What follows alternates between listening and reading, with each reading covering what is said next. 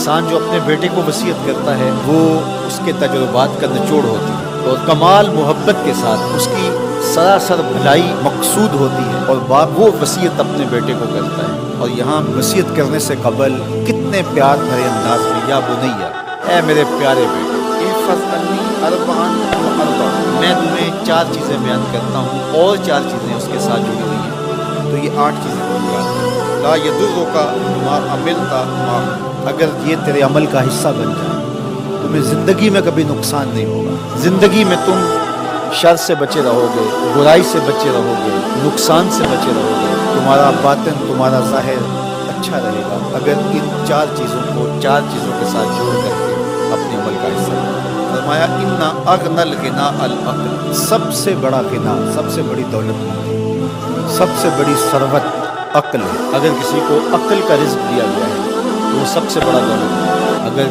اس کے پاس مال و متاع بہت سارے ہیں لیکن بے وقوف ہے تو وہ دولت مندی نہیں ہے۔ وَأَكْبَرُ الْفَقْرِ الْغُبْنُ، اور سب سے بڑا فقر اور سب سے بڑی محتاجی جہالت ہے۔ سب سے بڑی دولت مندی عقل ہے، اور سب سے بڑی غربت، سب سے بڑی غریبی اور سب سے بڑا فقر اور محتاجی بے وقوفی ہے۔ وَأَوْحَشَ الْوَحْشَةُ الْعُجْبُ، اور سب سے بڑی وحشت تنہائی عجب ہے، خود پسند ہے، اپنے آپ کو دیکھنا کہ میں بہت کچھ ہوں۔ جو شخص اپنے آپ کو دیکھتا رہتا ہے اور وقت اپنے آپ کو ہی لوگوں کے سامنے پیش کرتا رہتا ہے بنا سوال کے، وہ تنہا ہو جاتا ہے۔ لوگ اس کی ان خوبیوں کا بھی انکار کر دیتے ہیں جو خوبیاں واقعتاً اس کے اندر موجود ہیں۔ اگر پاؤ ہے تو اپنے آپ کو سیر نہ بتاؤ، لوگ پاؤ کا بھی انکار کرتے ہیں۔ تو جو جس حالت میں ہو وہی حالت لوگوں کے سامنے ہونی چاہیے، بلکہ اس سے اگر کم ہو۔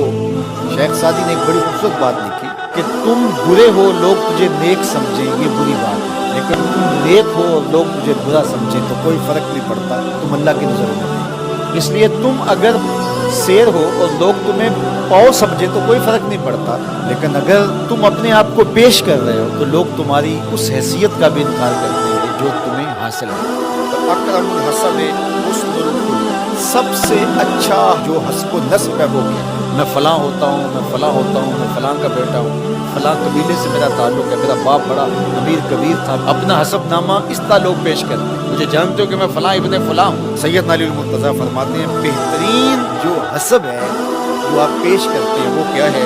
حسن الخلق، تمہارے اخلاق کیسے، تمہارا خلق گواہی دے گا کہ تم اچھے خاندان کے چشم و چراغ، مشکانس کے خود ببوئے نہ کہ عطار ببوئے۔ فارسی کا ایک مقولہ ہے کہ خوشبو وہ ہوتی ہے جو خود بتائے کہ میں خوشبو ہوں، خوشبو بیچنے والا بتاتا پھر ذرا سونگھ کے دیکھیے یہ بڑی اچھی خوشبو ہے، ذرا سونگھیے، کہا یہ بتانے کی ضرورت نہیں۔ حضرت علی المرتضیٰ فرماتے ہیں تمہارے خلق کی خوشبو سے لوگ سمجھ جائیں گے یہ کون، تمہارے اخلاق اتنے اچھے ہوں کہ لوگ پہچان جائیں گے۔ تو بہترین حسب و نسب کیا ہے؟ اپنے بیٹے حضرت امام حسن رضی اللہ تعالیٰ عنہ کو بتا رہے ہیں، مجھے بتائیے امام حسن سے بہتر نسب اور حسن کس کا ہو سکتا ہے؟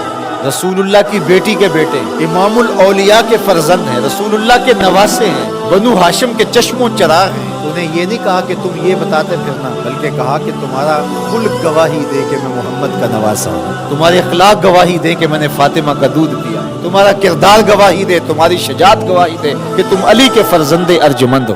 اللہ اکبر۔ پھر حضرت علی المرتضیٰ رضی اللہ تعالیٰ عنہ ان چیزوں کو بیان کرنے کے بعد فرماتے ہیں یا بنیا، اے میرے بیٹے، ایاک والمصادقہ الاحمق، بے وقوف شخص کی دوستی سے ہمیشہ بچیں، فإنہ یرید ان ینفعک فیضرک، وہ دل سے چاہے کہ تمہیں نفع پہنچائے لیکن اپنی جہالت کی وجہ سے، اپنی بے وقوفی کی وجہ سے تمہیں نفع نہیں پہنچا سکتا، تمہیں نقصان پہنچائے۔ کہا جاتا ہے کہ بے وقوف دوست سے دانا دشمن اچھا ہے، تو وہ اسی قول کا مفہوم۔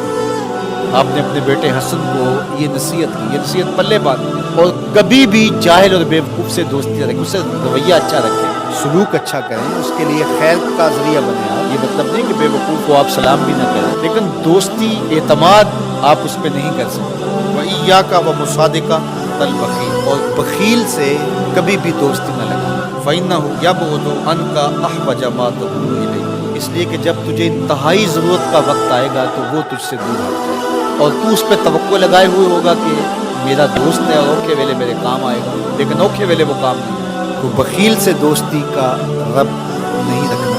وَإِيَّاكَ وَمُصَادَقَةَ الْفَاجِرِ، بدکار شخص سے کبھی دوستی نہ، برے شخص سے کبھی دوستی کا رشتہ نہ کرو۔